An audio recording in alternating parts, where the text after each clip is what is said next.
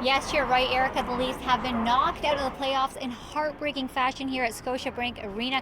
Earlier today, though, a lot of excitement. 550 fully vaccinated frontline workers got a chance to watch the game in person, something no fan has been able to do in 447 days. They were all smiles going in, coming out, not so much.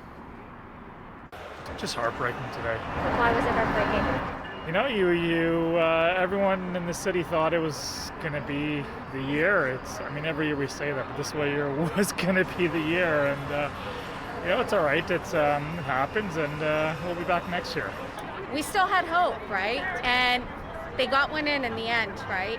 So, I mean, it's all about just having hope. There's a silver lining. I mean, they did well next year, right? It was a fantastic game for me, certainly, being able to cheer the Habs on to a 3-0 victory.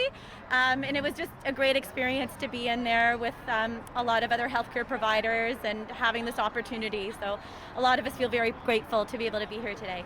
I mean, it really felt like we were starting to get back to that sense of normalcy, just being able to attend an event like this. And we were given, free tickets, food, and it was just nice escaping that kind of daily routine. Well, it's like 500 people were 50,000. That's what it felt like. It felt like the whole city was in the arena with you, and the spirit and the voices and the enthusiasm was there. It really felt like that. With tonight's win, Montreal will be moving on to the second round and will face Winnipeg Jets. Coming up in sports, we'll have full highlights from Game 7.